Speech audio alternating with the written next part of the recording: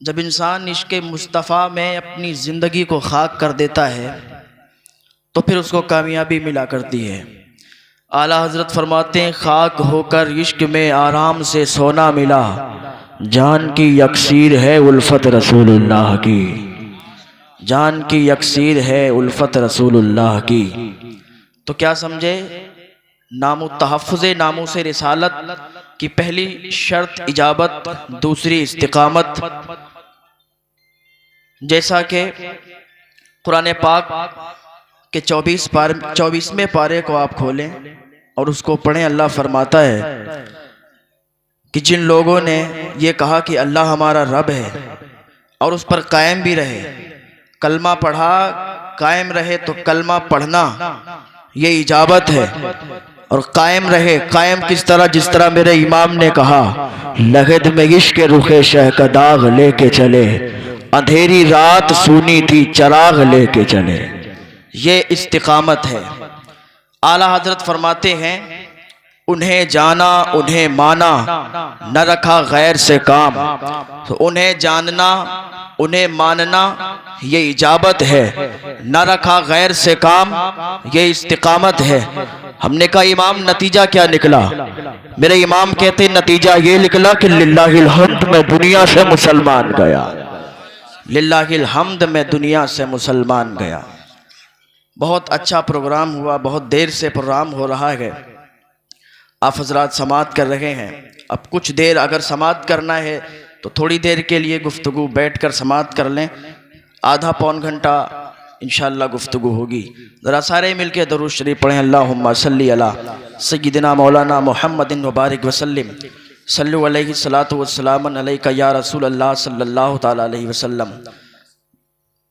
आजकल हर कोई चाहता है, हर कोई ये चाहता है कि हमारे दिलों से मुस्तफ़ा की मोहब्बत को निकाल दिया जाए, हमारे दिलों से हुजूर की मोहब्बत को लोग निकालने की कोशिश कर रहे हैं। लेकिन दुनिया एक हो जाए, पूरी दुनिया मिल के अगर चांद की तरफ मुंह करके थूके तो चांद की किरणें मैली नहीं हो जाएंगी, चांद को कुछ नहीं हो जाएगा, बल्कि थूक उल्टा उन पर गिरेगा और उनके मुंह मैले हो जाएंगे। शक्लें बिगड़ गईं जिन्होंने मुस्तफ़ा की शान में गुस्ताखियां की, लेकिन मुस्तफ़ा का चर्चा कल भी हो रहा था, मुस्तफ़ा का चर्चा आज भी हो रहा है। कायनात में मैंने ऐसा शख्स देखा ही नहीं है, कायनात में मैंने इतना चर्चा होते किसी का देखा नहीं जितना हुजूर का कायनात में चर्चा हो रहा है। और एक बात आपको बताऊं, और ज्यादा इको कम कर दीजिए, बिल्कुल सादा कर दीजिए। तो जितना हुजूर का चर्चा हो रहा है, गली गली हर जगह हुजूर का चर्चा हो रहा है, इतना किसी का चर्चा नहीं हो रहा है। हर शय हर चीज इज्जतदार कदर वाली शय वो नीचे चली जा रही है। जैसे कि पहले ज़माने में अगर किसी की बेटी होती थी तो इंसान उसे अपनी बेटी समझता था, किसी की बहन होती थी इंसान उसे अपनी बहन समझता था। तो आज इज्जतें पामाल की जा रही हैं, आज लोगों पर एक दूसरे को भरोसा नहीं रहा, तो हर इज्जतदार शय हर अच्छी चीज़ नीचे जा रही है, मगर मुस्तफ़ा का जिक्र ऊंचा जा रहा है। तो वजह क्या है कि हर शय नीचे जा रही है पर मुस्तफ़ा का जिक्र ऊंचा जा रहा है।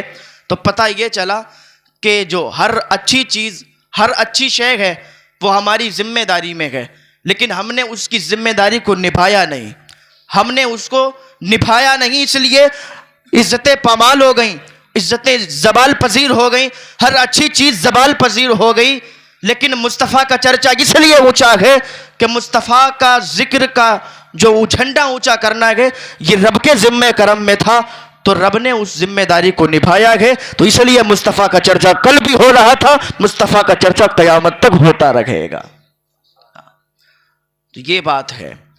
तो ज़रा देर के लिए अफरा तफरी का माहौल मत बनाइए, बैठ जाइए। ज़रा सारे मिल के दरूद शरीफ पढ़ें, अल्लाहुम्मा सल्ली अला सय्यिदिना मौलाना मुहम्मदिन व बारिक वसल्लिम, सल्लु अलैहि सलातु वस्सलाम अलैका या रसूल अल्लाह सल्लल्लाहु तआला अलैहि वसल्लम। क्योंकि जब अफरा तफरी का माहौल होता है तो फिर तकरीर करते हुए दिल नहीं लगता, तकरीर का माहौल नहीं बन पाता है। एक मरतबा और दुरूद पाक पढ़ें। बहुत लोगों ने आए नाज शरीफ पढ़ी, मनकबत पढ़ी, तो मैं तकरीर को शुरू करने से पहले 2-3 अशार नाते पाक के हाजिर करता हूँ, मुलाहिज़ा करें और एक बार सारे लोग कहते हैं सुभान अल्लाह। अब थोड़ा सा इको बढ़ाएं इसमें। इश्क की आग ज़रा दिल में जलाओ तो सही, इश्क की आग ज़रा दिल में जलाओ तो सही, इश्क की आग ज़रा दिल में जलाओ तो सही, अपनी सोई हुई तकदीर जगाओ तो सही, अपनी सोई हुई तकदीर जगाओ तो सही।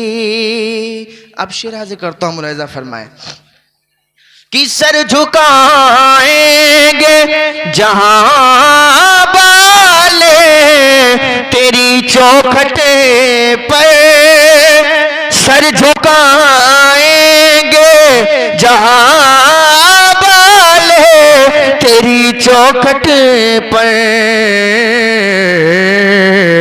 उनकी दहलीज पे सर अपना झुकाओ तो सही, उनकी दहलीज पे सर अपना झुकाओ तो सही, फिर मुझे मौत ही आ जाए तो परवाह नहीं, फिर मुझे मौत ही आ जाए तो परवाह नहीं, फिर मुझे मौत ही आ जाए तो परवाह नहीं, आप एक बार मेरे ख्वाब में आओ तो सही, आप एक बार मेरे ख्वाब में आओ तो सही। और आखिरी शेर समाप्त करें। जलवाए गुंबदे खजरा नजर आ जाएगा, जलवाए गुंबदे खजरा नजर आ जाएगा, जलवाए गुंबदे खजरा नजर आ जाएगा,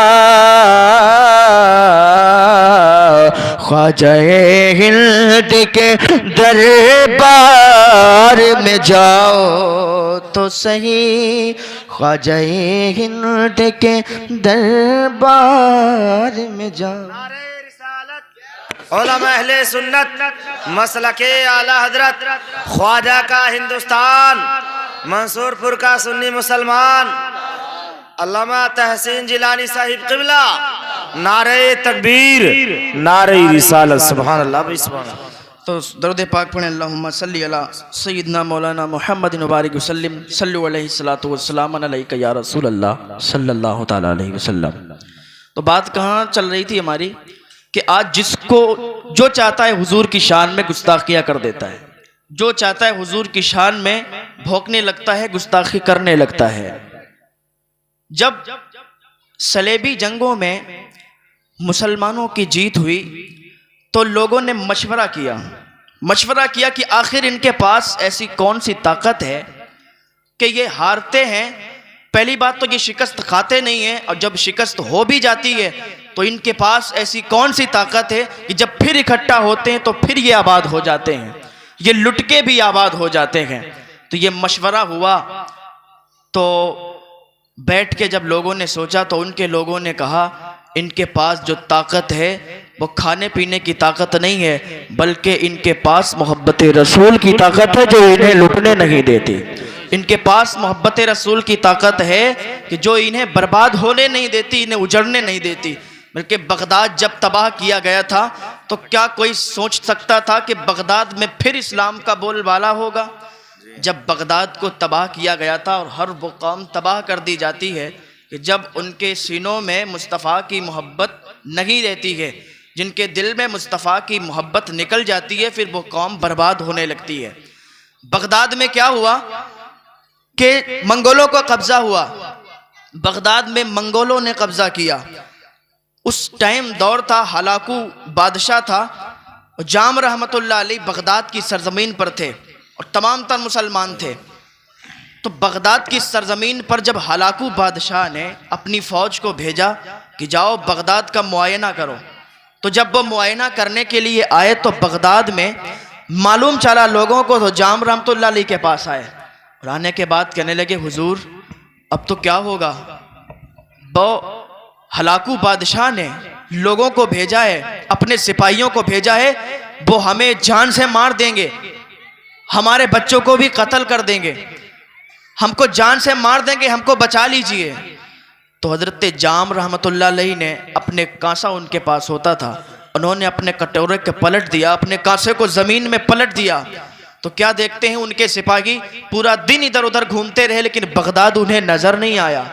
जब बगदाद नजर नहीं आया तो वापस गए हलाकू बादशाह के पास और कहने लगे कि आज मैंने बगदाद को तलाश किया लेकिन बगदाद नजर नहीं आया।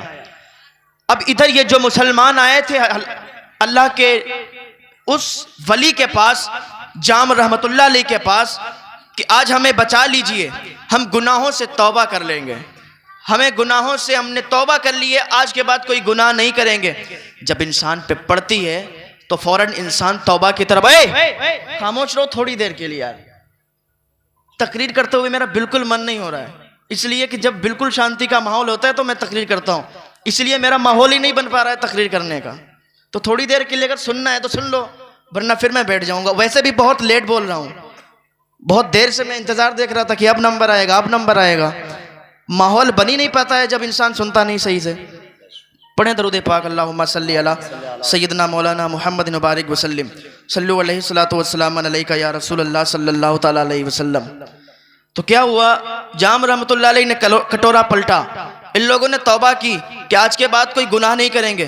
जब इंसान पर पड़ती है तो वो गुनाह से तौबा कर लेता है, लेकिन जब बला पड़ती है जैसे ही ख़त्म होती है वैसे ही वो कहने लगता है, अपने वो गुनाहों में लग जाता है, वो जिनाखोरी में मुलब्बिस हो जाता है, वो सूदखोरी में लग जाता है। जैसे ही जाम रहमतुल्लाह अलैह ने कटोरा पलटा तो छुप गया बगदाद, फिर बगदाद नजर नहीं आया। तो जब वापस चले गए सिपाही तो फिर ये अपनी उसी अय्याशी में लग गए, गुनाहों पर लग गए। अभी तुर्की में जब जलजला आया था तो सारे लोग, मैंने खुद सुना था लोगों को, मस्जिद के बाहर आके इमाम साहब से कहते, इमाम साहब नमाज अजान पढ़ दीजिए, जलजला आने वाला है, जलजला आया है। उससे पहले लोग जब पड़ती है तब तौबा के लिए निकलते हैं, जब ऊपर से चली जाती है, जब खत्म हो जाती है तो फिर उसी अय्याशी में लग जाते हैं, फिर गुनाह करने लगते हैं।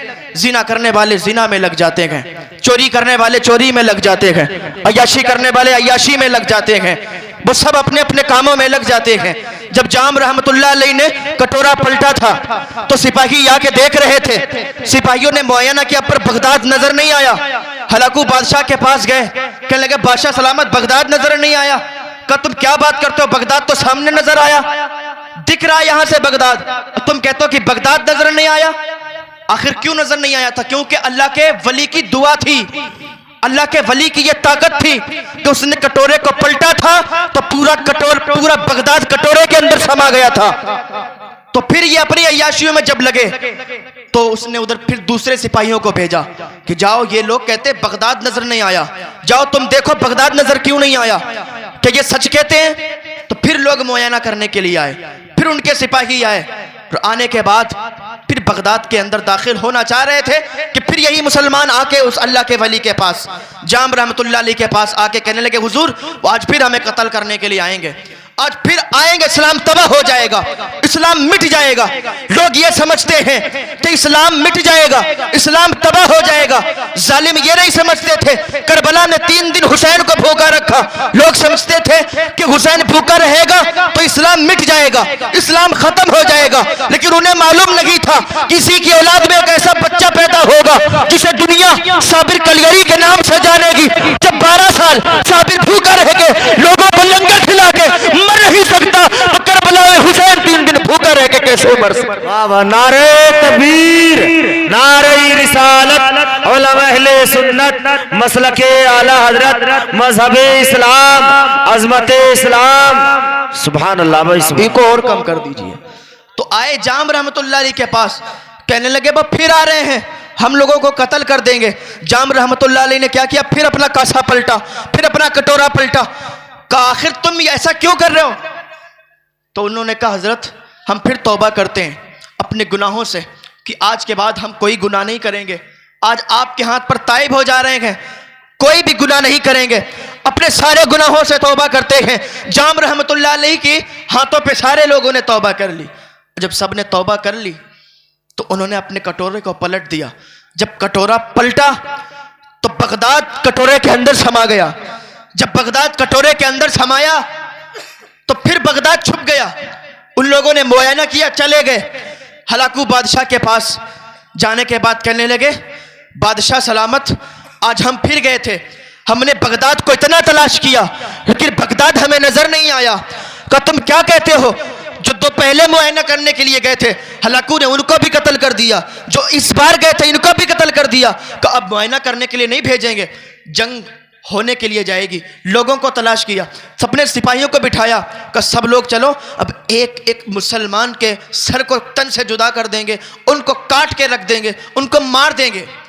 जब हलाकू बादशाह ने इतना कहा था तो इन लोगों को फिर पता चला, इन लोगों को पता चला कि आज फिर आएंगे वो लोग।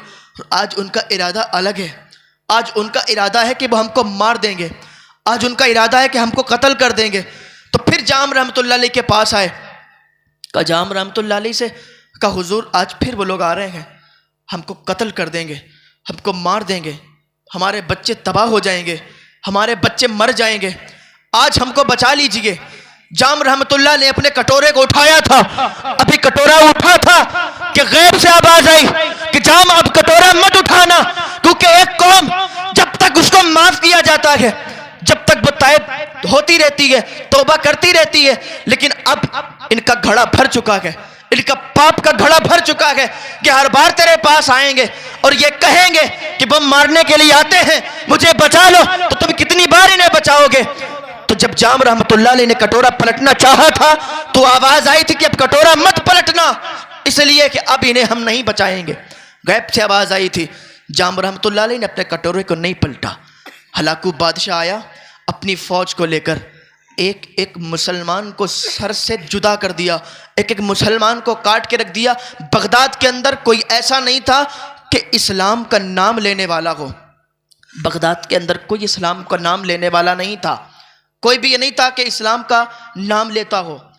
तो जब सब मर गए, सबके सर कट गए, सबको मार दिया गया, तो फिर हलाकू बादशाह ने खोपड़ियों का मीनार बनाया, मुसलमानों की खोपड़ियों का मीनार बना के फिर दारू शराब का माहौल गर्म हुआ।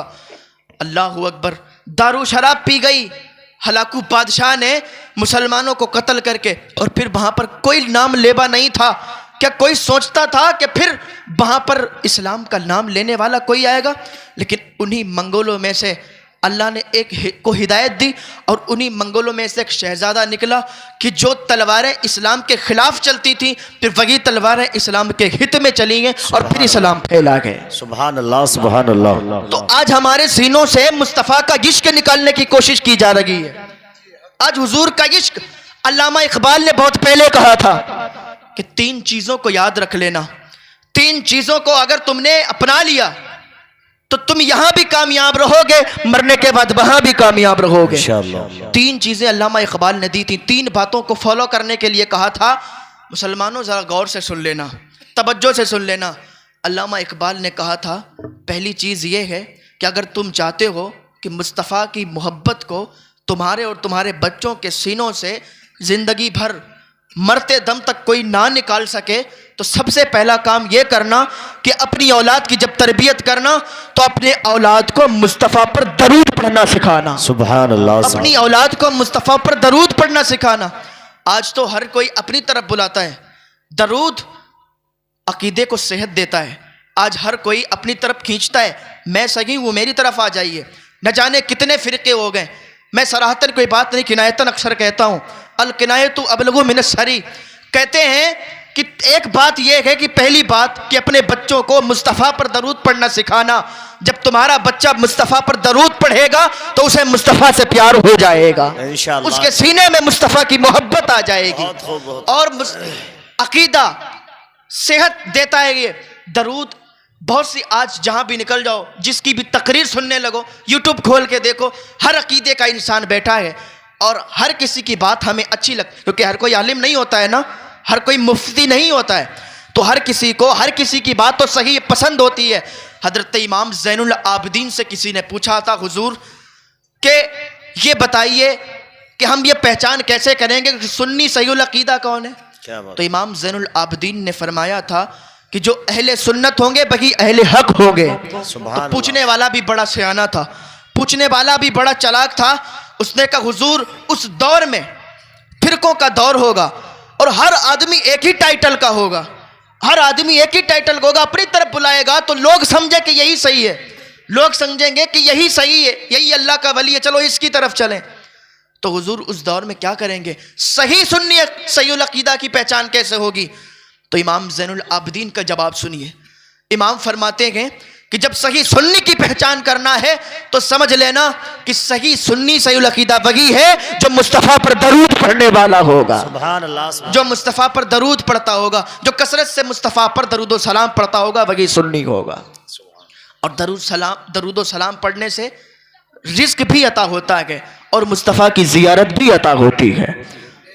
ऐसे ही में एक बात दुरूद की आ गई, तो उसके बाद वो दो बातें जो इकबाल ने बताई थी वो भी सुनिएगा, दिल बाग बाग हो जाएगा, क्योंकि ये दौर ऐसा है कि आज मुस्तफ़ा के इश्क को हमारे सीनों से निकालने की कोशिश की जाती है। दरूद शरीफ की बरकत क्या है? एक आदमी था, उसने दरूद शरीफ को इतना फॉलो किया कि हर वक्त दरूद शरीफ पढ़ता था। बहुत गरीब था, उसे कोई अपने जगह काम करने के लिए नहीं ले जाता था, वो जाता था मजदूरों के अड्डे पे जहाँ मजदूर ले जाया करते थे, लेकिन कोई उसे नहीं ले जाता था, इसलिए कि थोड़ा कमज़ोर था, काम करने में वो थोड़ा कमज़ोरी दिखाता था, कमज़ोर था। 3 दिन हो गए वो भूखा था, उसके घर वाले भी भूखे थे।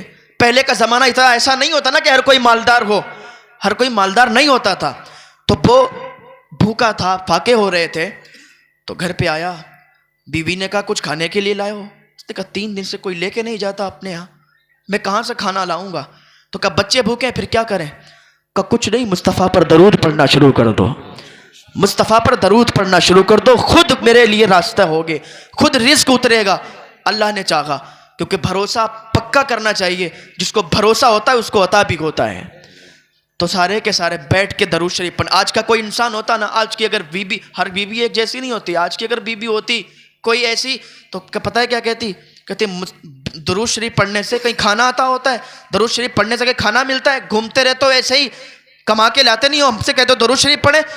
लेकिन वो सब मुस्तफ़ा के दीवाने थे, हुजूर के नाम पर दरूद शरीफ की महफिल सजा ली, हुजूर के नाम पर दरूद शरीफ पढ़ने लगे। जब दरूद शरीफ पढ़ते रहे तो बच्चे भी सो गए, बीबी भी सो गई और वो इंसान भी सो गया। जब सो गए तो रात को क्या हुआ? उनकी किस्मत का सितारा जाग गया, उनके ख्वाब में जनाब मुहम्मदुर रसूलुल्लाह तशरीफ़ ले आए। हुजूर सल्लल्लाहु अलैहि वसल्लम तशरीफ़ लाए और लाने के बाद कहते हैं, ए मेरे उम्मती, ए मेरे दीवाने, परेशान मत हो, तुझे अगर कोई मजदूरी पे नहीं ले जाता है तो क्या हुआ? मैं तुझे तरकीब बताता हूँ, मैं तुझे एक ऐसी बात बताता हूँ कि जब तू वो बात को फॉलो करेगा तो तुझसे ज्यादा तेरे शहर में कोई मालदार नहीं होगा। जब इतना उसने सुना था तो दिल खुश हो गया, बाग बाग हो गया। कहा हुजूर फरमाइए ना फिर क्या बात है? का बात यह है कि फुला शहर में जाना, फुला शहर में एक यहूदी रहता है, उस यहूदी के पास जाके तू सुबह को कहना कि मेरे ख्वाब में मुस्तफ़ा आए थे, मेरे ख्वाब में मुस्तफ़ा आए थे और हुजूर ने एक पैगाम दिया था कि वो पैगाम उसको सुनाना, तो वो तुझे इतना अता कर देगा, इतना तुझे दे देगा कि तू इतना अमीर हो जाएगा कि तेरे शहर में तुझसे ज़्यादा कोई अमीर नहीं होगा। तो कहा ठीक है हुजूर। वो सुबह उठा, बहुत खुश था कि आज जाएंगे और जाके वहाँ पर उसे बताएंगे तो आज हमारे बच्चों के लिए खाने का इंतज़ाम हो जाएगा। तो वो सुबह जब उठा, तैयार हुआ, निकल रहा था बिल्कुल, उसकी बीवी ने कहा कहाँ जा रहे हो? कहा तुम्हें पता नहीं, मेरे ख्वाब में मुस्तफ़ा आए थे, हुजूर आए थे और ये बात बताई। कहा ठीक है, तो तुम्हारी बात को कैसे मानेगा? और तुम्हारी बात को कैसे मानेगा कि तुम्हारे ख्वाब में मुस्तफ़ा आए थे? का बात तो तेरी सही है, कोई बात नहीं। फिर मायूस हो गया और फिर रात को सोया तो फिर उसके ख्वाब में जनाब मोहम्मद रसूलुल्लाह आए। और जब आने के बाद कहते तू गया नहीं? का हुजूर जाता कैसे? अगर वो पूछ लेता कि तू कैसे आया, तूने बात क्या है, तो मैं क्या बताता? का मैंने तुझे बताया नहीं था? का हुजूर क्या बताऊंगा? का इतना बता देना कि जो तूने दुआ मांगी थी और दुआ तेरी कबूल हो गई है। उसने सिर्फ रात की तन्हाई में, रात के सन्नाटे में दुआ की थी और वो उसके अलावा कोई नहीं जानता है। जब तू उसे बताएगा जाके तो वो तुझे इतना अता कर देगा कि तू खुश हो जाएगा। का हुजूर ठीक है। वो सुबह हुआ, नहाया, इत्मीनान से तैयार हुआ और खुशी खुशी उसके पास चला गया। जाने के बाद दरवाजे पर खड़े हो गए, दरबान खड़े थे।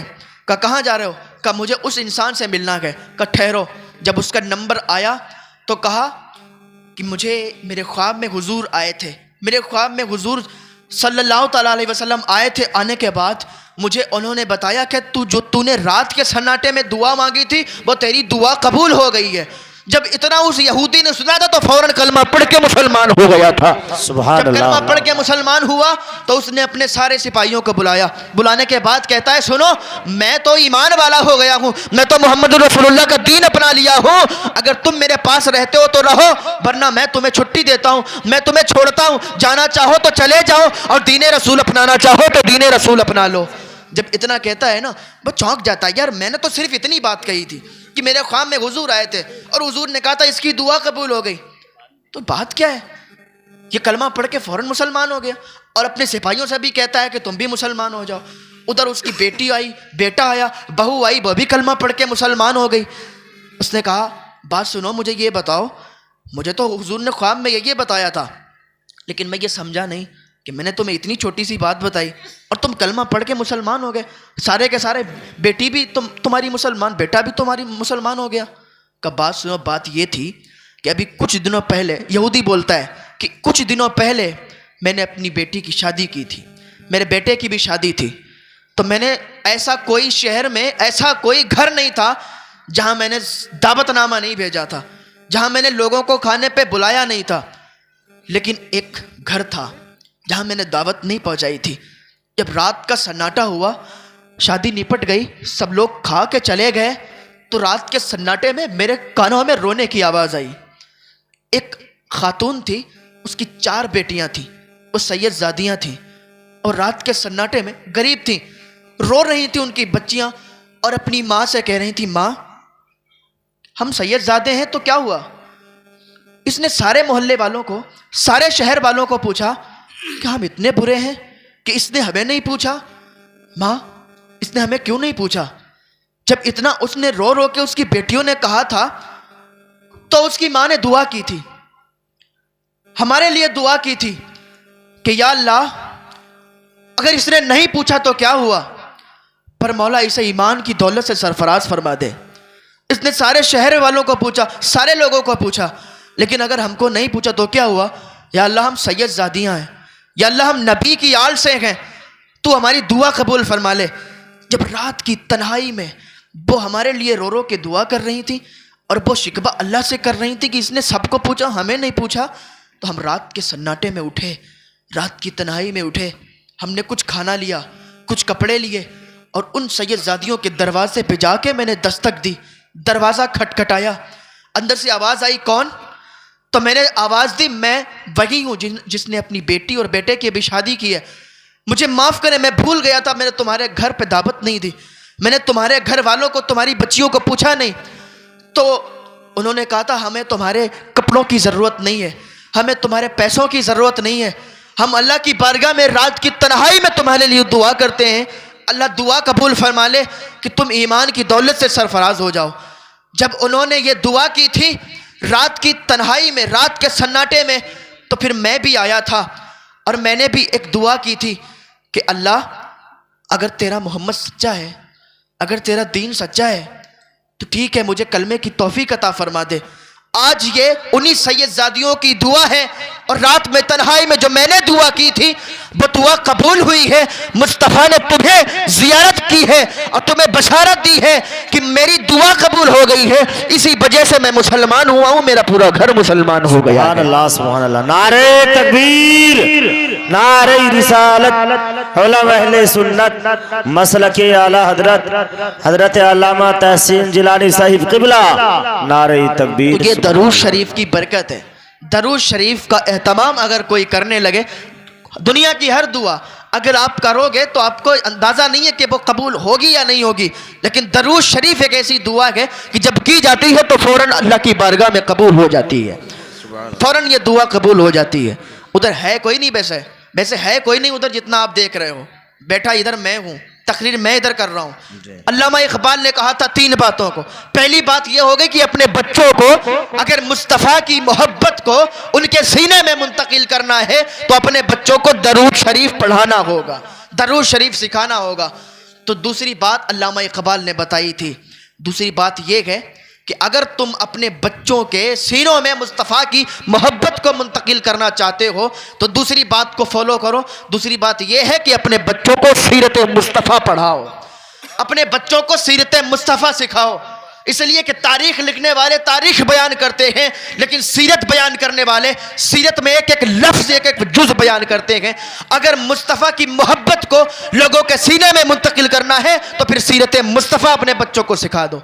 बलागत से पहले पहले, जब बच्चा बालिग हो जाए ना, उससे पहले पहले मुस्तफ़ा की सीरत को बच्चों को सिखा दो, बच्चों को पढ़ा दो। एक मर्तबा हुजूर बैठे थे तो पानी पी रहे थे, अम्मा आयशा पानी पी रही थी, इधर देख लो यार, थोड़ी देर बोलूँगा। अम्मा आयशा पानी पी रही थी तो हुजूर ने फरमाया कि आयशा मुझे भी प्यास लगी है, थोड़ा पानी मुझे भी दे दो। तो इतना कहा था तो आयशा रज़ियल्लाहु तआला अन्हा ने पानी बचा दिया तो हुजूर पानी पीने लगे। अब ये देखें, सीरत देखें हुजूर की, और हुजूर का प्यार देखें अपनी बीवी के लिए। पानी पीने लगे तो पूछने लगे, आयशा ज़रा ये बताओ कि तुमने होंठ कहाँ पे लगाए थे? जहाँ पर तुमने होंठ लगाए थे मैं वहीं से होंठ लगा के पानी पीना चाहता हूँ। अब बताओ, अगर हमारी जिंदगियों में, अगर लोगों की जिंदगियों में अपनी बीवियों के साथ ऐसा व्यवहार होगा, ऐसा रवैया होगा, तो घर जन्नत का टुकड़ा बनेगा या नहीं बनेगा? अब ये बताइए, आजकल लोग कहते हैं कि जब शादी हो जाती है तो इंसान परेशान हो जाता है। वो कुछ बीवियां होती हैं जो अपने शोहर को ये चाहती हैं कि वो गुलाम बन के रखे, लेकिन कुछ बीवियां ये होती हैं कि वो चाहती हैं कि मेरा शोहर बादशाह बन के रहे और मैं बादशाह की बीवी बन के रहूं। क्या बात। आज मैं बरेली शरीफ में एक रेस्टोरेंट पर बैठा था तो मैं खाना खाने गया था, तो एक आदमी फ़ोन पर बात कर रहा था, अपनी बीवी से बात कर रहा था, पता नहीं बीवी होगी या कौन होगी, तो बड़ा तेज़ी के साथ कह रहा था, अल्लाह की कसम खा के कहता हूँ, झूठ नहीं बोलता हूँ, मैंने खुद अपने कानों से सुना।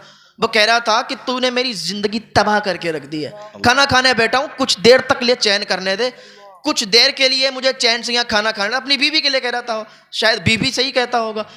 तो वो बीवियाँ होती हैं जिनको ये समझ नहीं होती, लेकिन बीवी अगर नेक मिल जाए तो घर जन्नत बना देती है। हाँ, तो अल्लामा इकबाल ने बताया था कि अपने बच्चों को सीरत मुस्तफ़ा सिखाओ, सीरत मुस्तफ़ा पढ़ाओ। अगर सीरत मुस्तफ़ा अपने बच्चों को पढ़ाओगे तो तुम्हारे बच्चे के सीने में मुस्तफ़ा की मोहब्बत आ जाएगी और दुनिया की कोई ताकत फिर उनके सीने से मुस्तफ़ा की मोहब्बत निकाल नहीं सकती है इंशाअल्लाह। एक गैर मुस्लिम ने जब इस्लाम कबूल किया तो उससे पूछा गया कि तुमने इस्लाम क्यों कबूल किया?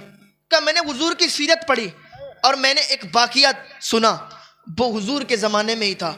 कहा मैंने वाक़िया ये देखा कि जब हुजूर तशरीफ़ फरमा थे तो एक आदमी आया, उसने कहा या रसूल अल्लाह मेरे बच्चे के लिए दुआ करें, मेरा बच्चा गुम हो गया है। जब हुजूर अभी हाथ उठाने ही वाले थे, हुजूर हाथ उठाना चाह रहे थे कि दरवाजे पर एक इंसान आया, कहने लगा हुजूर अभी मैंने इसके बच्चे को फला बाग में देखा है, वो बाग में खेल रहा है। तो जाहिर सी बात है जो अपने बच्चे से कई दिन से बिछड़ा हुआ हो, जब उसे पता चल जाए कि उसका बच्चा वहाँ पे तो दौड़ लगा देगा। जब उसने इतना सुना कि मेरा बच्चा फुला बाग में है तो उसने दौड़ लगाना शुरू की। तो हुजूर ने बुलाया, कहा इसको बुलाओ। साहबा ने उसे बुलाया, आके हुजूर की बारगाह में बैठा। या रसूल अल्लाह आपने बुलाया? कहाँ बुलाया? कहा बहुत जल्दी है। कहा या रसूल अल्लाह बहुत दिन से बिछड़ा हुआ हूँ, मेरी बीवी उधर परेशान होती, इधर मैं परेशान हूँ, कई दिनों से खाना नहीं खाया, मेरा बच्चा गुम है, इतनी मोहब्बत है मुझे अपने बच्चे से मिलना है जाके। हुजूर ने फरमाया मैंने तुझे रोका नहीं है और ना ही मैंने तुझे रोकने के लिए बुलाया। कहा हुजूर फिर क्यों बुलाया? कब बुलाया? इसलिए कि जब तू जाएगा ना बाग में और अपने बच्चे से मिलेगा तो तू कितने दिन से बिछड़ा हुआ है, तुझे प्यार आएगा, तू अपने बेटे से बेटा कह के बुलाएगा। अब प्यार में जब बेटा निकलेगा तो वहाँ पर और भी बच्चे खेलते होंगे। जब वो सुनेंगे कि इसका अब्बा इसको बेटा कह के पुकार रहा है, उन्हें अपने बाप की याद आ जाएगी। उनमें बहुत से यतीम होंगे जिन्हें अपने बाप की याद आ जाएगी कि काश आज मेरा भी अब्बा होता तो आज मुझे भी बेटा कह के बुलाता। तो कहता है कि मैंने बस इसी वाक़ये से इस्लाम को कबूल कर लिया। मैंने कहा जिसके दिल में यतीमों के लिए इतना प्यार है, उसके दिल में फिर लोगों के लिए कितना प्यार होगा। मैंने उस वाक़ये से इस्लाम कबूल कर लिया। तो सीरत मुस्तफ़ा को बच्चों को सिखाना है। अल्लामा इकबाल ने दूसरी बात बताई थी, तीसरी बात भी अल्लामा इकबाल ने बताई थी। अगर कोई ये तीनों बातों का फॉलो कर लेना, दुनिया में उसे कोई नीचा नहीं कर सकता, उसके दिल से हुजूर की मोहब्बत निकाल नहीं सकता। तहफ़्फ़ुज़ नामूस रिसालत कॉन्फ्रेंस ये जो मुनाकिद की गई है, इसी के ज़िम्न में ये तकरीर हो रही है। तो अल्लामा इकबाल ने तीसरी बात बताई थी। तीसरी बात ये है कि अपने बच्चों को मुस्तफ़ा का हुस्न व जमाल बताओ। अपने बच्चों को जब मुस्तफ़ा का हुस्न व जमाल बताओगे कि मुस्तफ़ा का चेहरा कैसा था, मुस्तफ़ा की आंखें कैसी थी, मुस्तफ़ा की जुल्फ़ें कैसी थी, तो उन्हें मुस्तफ़ा से प्यार हो जाएगा। और जब उन्हें मुस्तफ़ा से प्यार होगा तो कोई ताकत उन्हें फिर मुस्तफ़ा से अलग नहीं कर सकती है, उनके सीनों से मुस्तफ़ा की मोहब्बत निकाल नहीं सकती है। ये अल्लामा इकबाल ने बताया था इन तीन चीज़ों को। तो इसके उन्वान से एक बात आपको बताऊं कि हुजूर सल्लल्लाहु अलैहि वसल्लम के विसाल के 100 साल के बाद एक सहाबी हैं अबू तुफैल, जो हुजूर के विसाल के 100 साल के बाद ये जिंदा रहे। और एक दिन जब हज का मौसम था तो ये उसी जगह गए और हज के मौसम में ऊंचे टीले पर खड़े हो गए और लोगों को मुतवज्जे करके कहने लगे, लोगों मैं तुम्हें यह ना बताऊं कि आज कायनात में कोई ऐसा शख्स नहीं है जिसने मुस्तफ़ा का चेहरा देखा हो मेरे अलावा। ऐसा कोई शख्स नहीं है। अरे मुझ जैसा निकम्मा इंसान आज जहां भी जाता है, हुजूर का बयान, हुजूर की सीरत, हुजूर का नाम, नाम मोहम्मद की ये बरकत होती है कि इस निकम्मे को कहां से कहां लाके खड़ा कर दिया। और मोहब्बत इतनी होती है कि लोग हाथ चूमने लगते हैं। तो मुझ निकम्मे की जब इतनी इज्जत होती है तो जिसने मुस्तफ़ा का चेहरा देखा होगा फिर उतनी उसकी कितनी इज्जत होती होगी। जब उसने खड़े होकर कहा था उस सहाबी रसूल ने कि कायनात में मेरे बाद ऐसा कोई शख्स नहीं है आज के दौर में जिसने मुस्तफ़ा का चेहरा देखा हो। जब इतना कहा था तो लोग सिमट सिमट के आने लगे, जमा हो गए, भीड़ लग गई और कहने लगे, लोगों ने यह नहीं पूछा हज का मौसम है तो ये बताइए कि हुजूर ने हज कैसे किया था, हुजूर ने तवाफ कैसे किया था, हुजूर ने क्या किया था क्या नहीं। तो जब लोग आए तो कहने लगे तुमने मुस्तफ़ा का चेहरा देखा, तो मुझे ये बताओ कि फिर मुस्तफ़ा का चेहरा कैसा था, मुस्तफ़ा का चेहरा कैसा था। का सुनो मुस्तफ़ा का चेहरा कैसा था। मुस्तफ़ा का चेहरा बड़ा चमकदार था, मुस्तफ़ा का चेहरा बड़ा सफ़ेद था। लोग देखते थे तो उनका दीवाने हो जाया करते थे। और हस्सान बिन साबित कहते हैं जब मैं मुस्तफ़ा को देखता था, जब मुस्तफ़ा के हुस्न व जमाल को देखता था तो अपने हाथों को अपनी आंखों पर ऐसे रख लिया करता था, अपने उंगलियों को बीच से देखा करता था कि कहीं मुस्तफ़ा का हुस्न, मुस्तफ़ा के हुस्न व जमाल की वजह से मेरी आंखों की बीनाई ना चली जाए। मुस्तफ़ा का हुस्न तो ऐसा था। अबू तुफैल बयान करते हैं कि उनका सीना और पेट बराबर था। उन्होंने अपने अंदाज में बयान किया। और मैं आपको बताऊं उस मुस्तफ़ा का चेहरा और मुस्तफ़ा का हुस्न कैसा था। उम्मे माबद के घर से जब हुजूर गुजरे थे, सिद्दीक़ अकबर रज़ी अल्लाह ताला अन्हु भी साथ थे। तो भूख लगी तो उम्मे माबद के घर हुजूर सल्लल्लाहु अलैहि वसल्लम के साथ सिद्दीक़ अकबर थे। सिद्दीक़ अकबर ने कहा कि तुम्हारे घर कुछ है खाने पीने के लिए। उसने कहा आज मेरे घर कुछ भी नहीं है। और ये जो भी उधर से गुजरता था ये सबको खिलाती थी, पिलाती थी, सबकी देखभाल करती थी, ये मेहमान नवाजी किया करती थी। लेकिन अभी इन्होंने कलमा नहीं पढ़ा था, अभी इन्होंने मुस्तफ़ा को देखा भी नहीं था। लेकिन आज इनके दरवाजे से कोई आने वाला आम इंसान नहीं था, बल्कि वो था कि जिसके सदके में पूरी कायनात को बनाया गया है। तो हुजूर जब उधर से गुजरे तो भूख लगी। सिद्दीक़ अकबर ने पूछा क्या तुम्हारे घर भी कुछ है? कहा हाँ हमारे घर तो कुछ नहीं है। कहा कोई कुछ भी नहीं? कहा एक बूढ़ी और लागर कमज़ोर बकरी है लेकिन वो भी दूध नहीं देती है, उसने भी दूध देना बंद कर दिया है। कहा अच्छा ऐसी बकरी है तो लाओ ज़रा सामने। जब वो बकरी लाई गई तो हुजूर की बारगाह में सिद्दीक़ अकबर ने अर्ज़ किया कि हुजूर ये एक बूढ़ी और लागर कमज़ोर बकरी है, इसके अलावा इनके यहाँ कुछ भी नहीं है। तो हुजूर ने हाथ उठाए, जब हाथ उठाए तो उसके अंदर, उसके थनों में इतना दूध आ गया था कि उसके थन फटने लगे थे, इतना दूध उसके थनों में उतर आया था। हुजूर ने फरमाया प्याला लेके आओ। जब उम्मे माबद प्याला लेके आई, प्याला लाने के बाद दूध दुहा गया तो प्याला भर गया। का दूसरा बर्तन लाओ, दूसरा बर्तन भी भर गया। यहां तक कि उम्मे माबद के घर जितने बर्तन थे वह दूध से भर गए थे और जितने लोग थे वह दूध से सैराब हो गए, फिर भी दूध खत्म नहीं हुआ था। तो उम्मे माबद के घर के बर्तन दूध से भर गए। हुजूर ने भी दूध पिया, सहाबी ने भी दूध पिया, सबने दूध पिया और वो चलने लगे। जब चलने लगे तो थोड़ी देर के बाद उम्मे माबद का शौहर आया। अबू माबद जब घर पे आया तो कहने लगा आज घर का हुलिया अजीब लग रहा है, आज घर में खुशबू अजीब अजीब है, आज घर तो महक रहा है। क्या तुमने कोई परफ्यूम छिड़का है, तुमने कोई इतर छिड़का है? का आज हमने इतर नहीं छिड़का, कोई परफ्यूम नहीं छिड़का। अरे गलती तो मेरी ये रही कि मेरे घर पे एक ऐसा शख्स आया था कि जिसका जलवा भी नूरानी था, जिसका चेहरा भी नूरानी था, लेकिन मेरी गलती ये रही कि मैंने उसका नाम नहीं पूछ पाया कि उसका नाम क्या था। गोया कि उसने अपनी जबान में कहा, नाम नहीं मालूम था। उम्मे माबद को नाम नहीं मालूम था, उससे पहले मुस्तफ़ा को देखा भी नहीं था, कलमा पढ़ा भी नहीं था।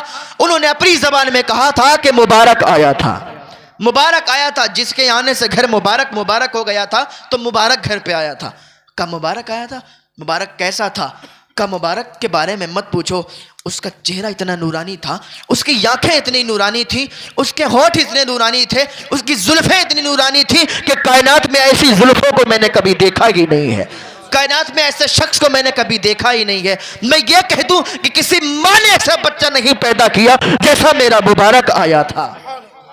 तो कायनात में ऐसा कोई मैंने देखा ही नहीं है जैसा मैंने उस शख्स को देखा था। तो जब वो अबू माबद कहने लगा कि अब मैं दूर बकरियां चराने नहीं जाया करूंगा, अब मैं करीब बकरियां चराने जाऊंगा, अब मुबारक तेरा फिर से आए तो फिर मुझे बताना। कहा ठीक है। तो एक दिन बाजार गई थी उम्मे माबद, उसका साथ में बेटा भी था।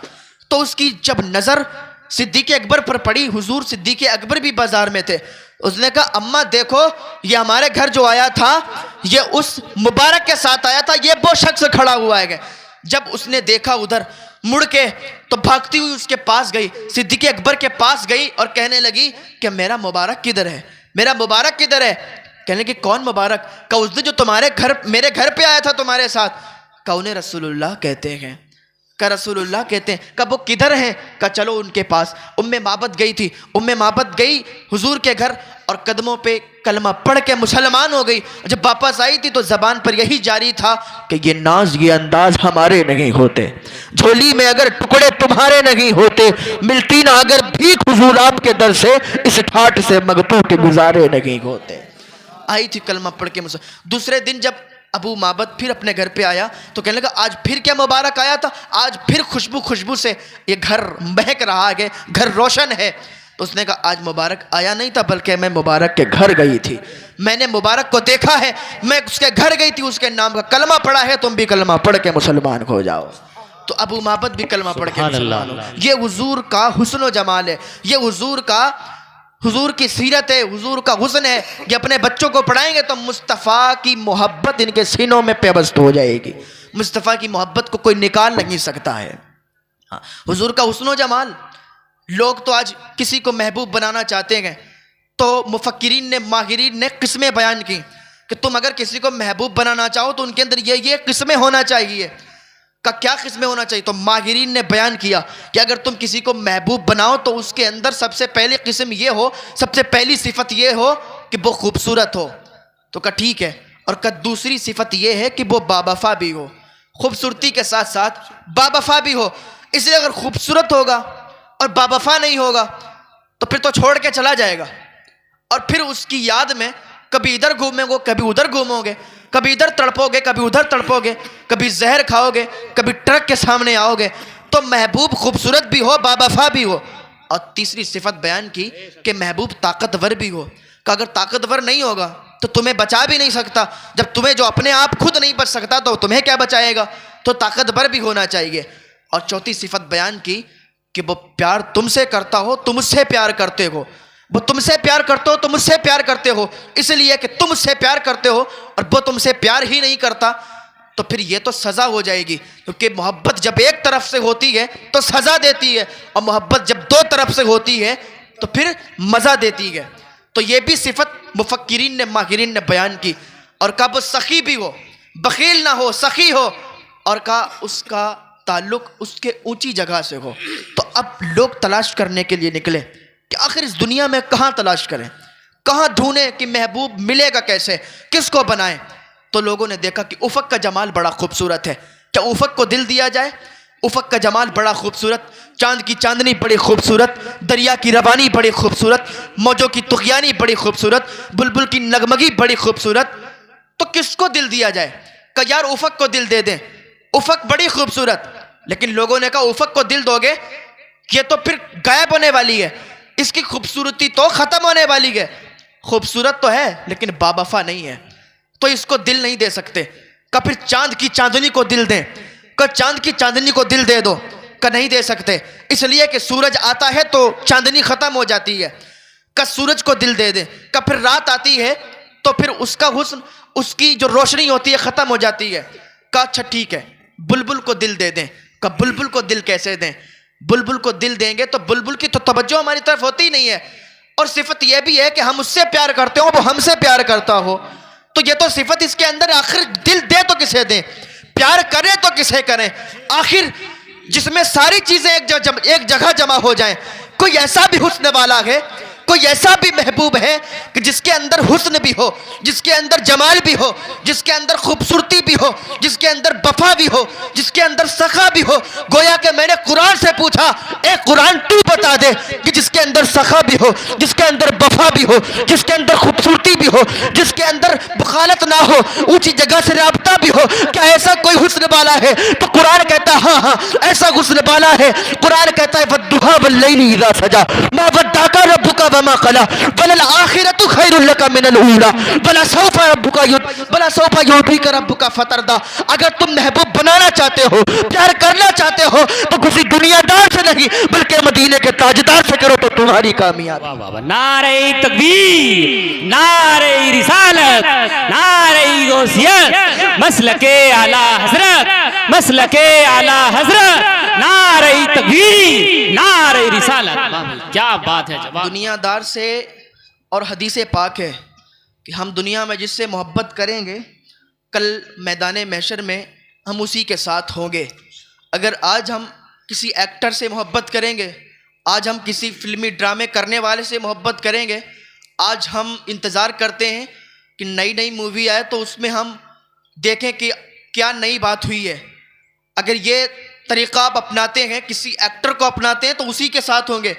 लेकिन अगर आप अल्लाह के वलियों से मोहब्बत करते हैं, आप अल्लाह वालों से मोहब्बत करते हैं, तो मैदान महशर में उन्हीं के साथ उठाए जाओगे।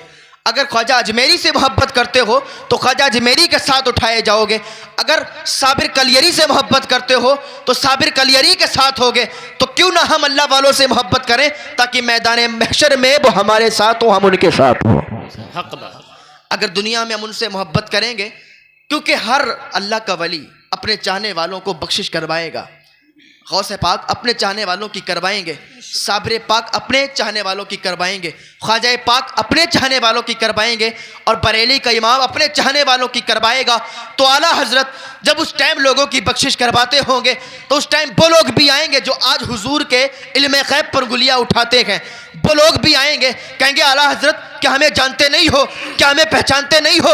आला हजरत कहेंगे हम तुम्हें नहीं जानते, हम तो अपने चाहने वालों की बख्शिश करवा रहे हैं, हम तो अपने चाहने वालों को जन्नत में भेज रहे हैं। उस वक्त न कहता था आज लग उनकी पनाह, आज मदद मांग उनसे, फिर ना मानने के क़यामत में अगर मान गया। तो आज हम मोहब्बत किसी दुनियादार से नहीं बल्कि मदीने के ताजदार से करेंगे तो हमारी कामयाबी होगी। बस आखिरी बात कह के मैं गुजरता हूँ, टाइम हो चुका है ज़्यादा। देखो मुस्तफ़ा का अगर हुस्न जमाल अपने बच्चों को जब तरबियत करोगे अपने बच्चों की, आज बच्चे बिगड़ जाते हैं तो इसलिए बिगड़ जाते हैं क्योंकि उनकी अच्छी तरबियत नहीं होती। जिनकी अच्छी तरबियत होती है और बेहतर तरबियत तभी होती है जब अपने बच्चे को आप मदरसे में दाखिला करवा दो बचपन की ज़माने में। जब बचपन के ज़माने में आप अपने बच्चे को मदरसे में दाखिल कर दोगे, दुनिया का कोई ऐसा आलिम नहीं होगा, दुनिया का कोई ऐसा हाफिज नहीं होगा, दुनिया का कोई ऐसा मुफ्ती नहीं होगा जो पढ़ाई करने के बाद अपने बाप को गाली दे दे, अपनी माँ को गाली दे दे, अपने माँ बाप को घर से बाहर निकाल दे। कितना भी कम पढ़ा लिखा इंसान हो, लेकिन अपने माँ बाप की इज्जत करना उसे मालूम होगी, अपने माँ बाप की कदर करना समझेगा। तो आज लोग अपने बच्चों को पढ़ा नहीं रहे, अपने बच्चों को इंजीनियर भी बनाओ, डॉक्टर भी बनाओ, सब कुछ बनाओ, लेकिन सबसे पहली चीज़ ये है कि उनकी तरबियत अच्छी करो, उन्हें मुस्तफ़ा का इश्क समझाओ, उन्हें मुस्तफ़ा का प्यार समझाओ। जब उन्हें मुस्तफ़ा के बारे में बताओगे, सीरत मुस्तफ़ा पढ़ाओगे, उनके दिलों में मुस्तफ़ा की मोहब्बत डालोगे, तो फिर वो तुम्हारी भी मोहब्बत को अपने सीने में दबा लेंगे और मरते दम तक कभी तुम्हारी बेअदबी नहीं करेंगे।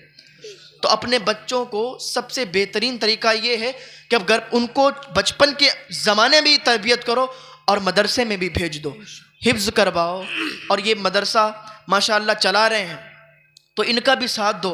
हाफिज़ इदरीस साहब, बहुत बड़ा काम होता है मदरसा चलाना आज के दौर में, और ये मदरसा चला रहे हैं।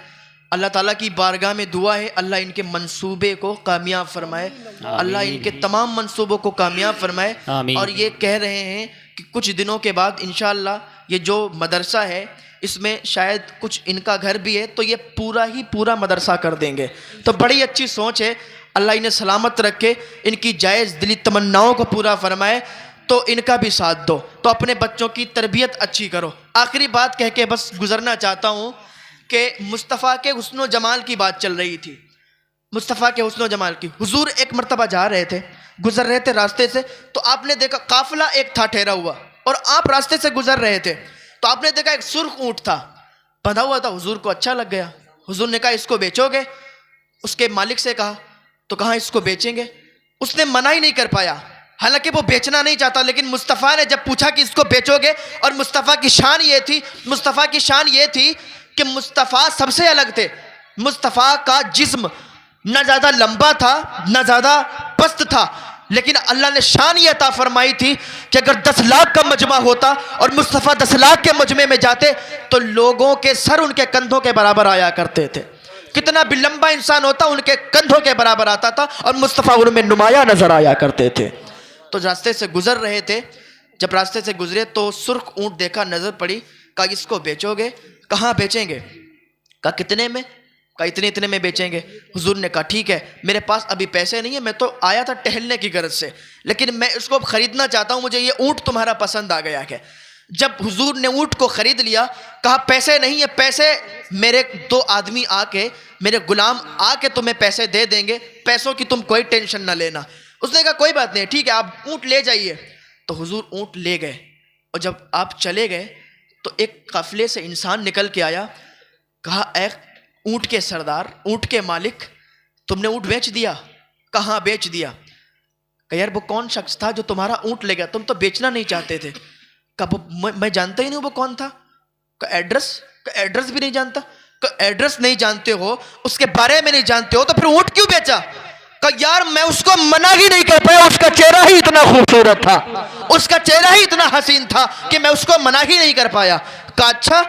दूसरा आया, कहा तुम एड्रेस भी नहीं जानते थे, तुम उसका पता भी नहीं जानते, उसका नाम भी नहीं जानते, तुमने ऊँट बेच दिया। गोया के ऊँट चोरी हो गया, ऊँट को चोरी का नाम दे दो, अब वो तुम्हारे पैसे वापस नहीं करेगा, अब वो नहीं आएगा लौट के। तो खातून एक सुन रही थी खेमे के अंदर ही, तो उधर से चीख के बोली कि तुम ऊँट को चोरी का नाम मत दो, अगर उसने तुम्हारे पैसे नहीं वापस किए तो पैसे मैं वापस करूंगी। कि चलो शुक्र है कि तुम तो उसको जानती हो, तुम्हें तो पता है वो कौन शख्स था।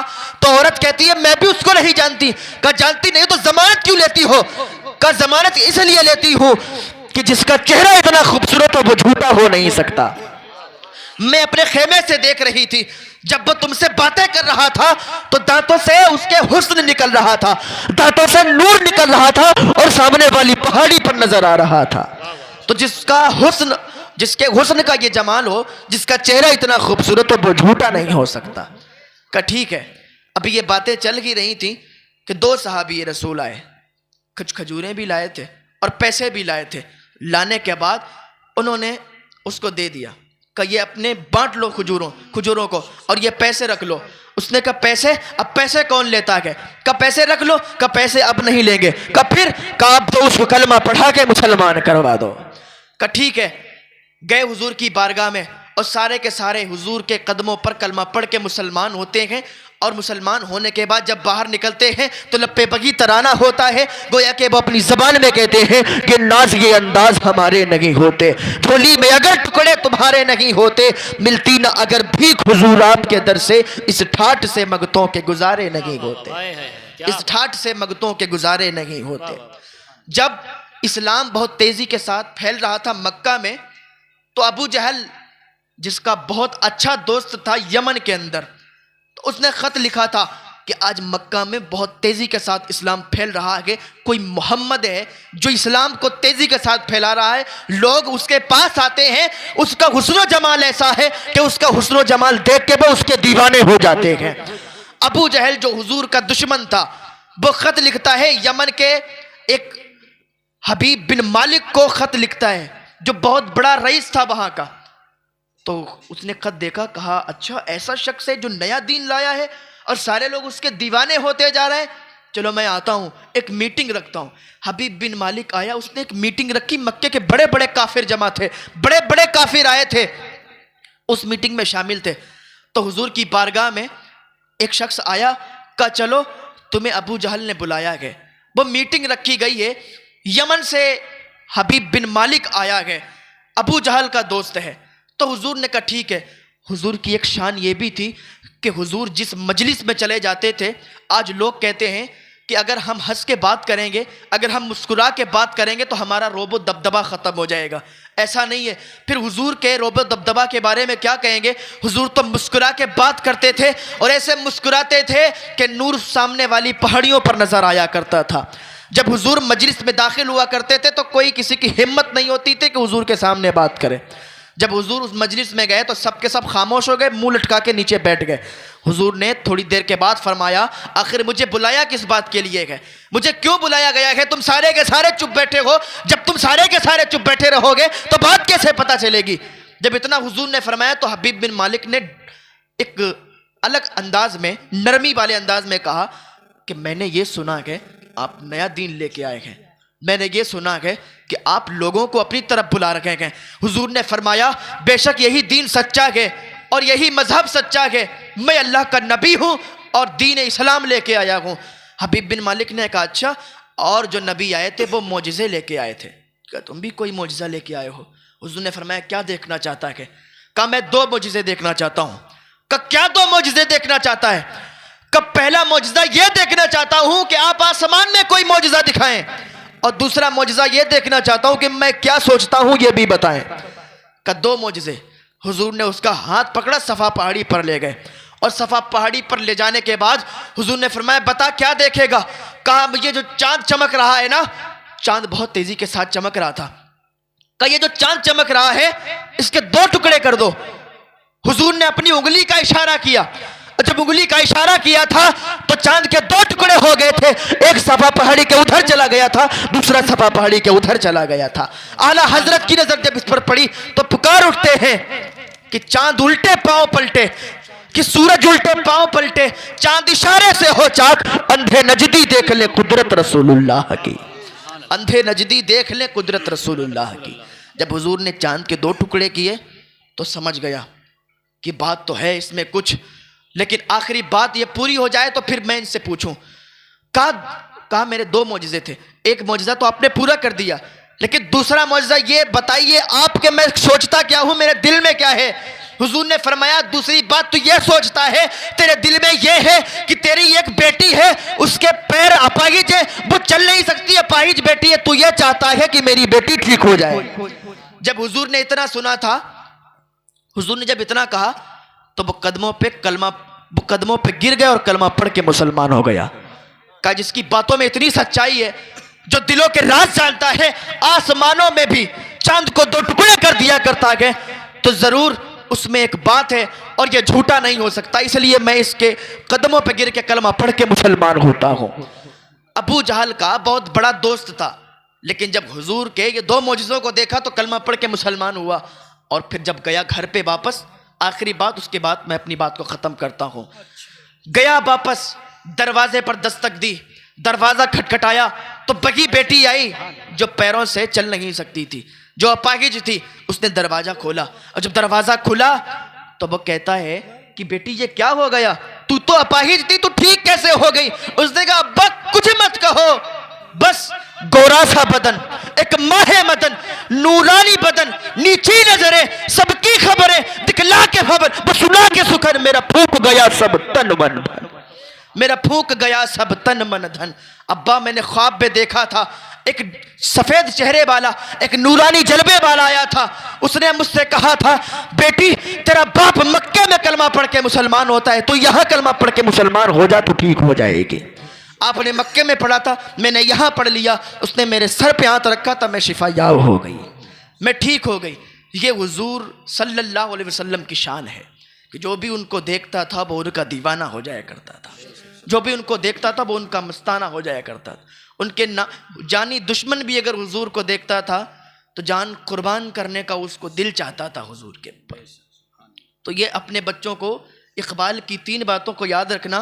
पहली बात, अपने बच्चों को अगर तुम्हें मुस्तफ़ा की मोहब्बत को मुंतकिल करना है उनके सीनों में तो अपने बच्चों को दरूदो सलाम पढ़ना सिखाना होगा। दूसरी बात इकबाल ने बताई थी कि सीरत मुस्तफ़ा अपने बच्चों को पढ़ाओ। और तीसरी बात इकबाल ने बताई थी कि अपने बच्चों को मुस्तफ़ा का हुस्न व जमाल सिखाओ, मुस्तफ़ा का हुस्न व जमाल बताओ। जब ये 3 चीज़ें अपने बच्चों के दिल में डाल दोगे तो दुनिया की कोई ताकत उनके दिल से मुस्तफ़ा की मोहब्बत को नहीं निकाल सकती। अल्लाह पाक की बारगाह में दुआ है अल्लाह नेक अमल करने की तौफीक अता फ़रमाए, अल्लाह गुनाहों से बचने की तौफीक अता फ़रमाए। वमा अलैना इल्लल बलाग। अस्सलामु अलैकुम व रहमतुल्लाहि ताला व बरकातहू।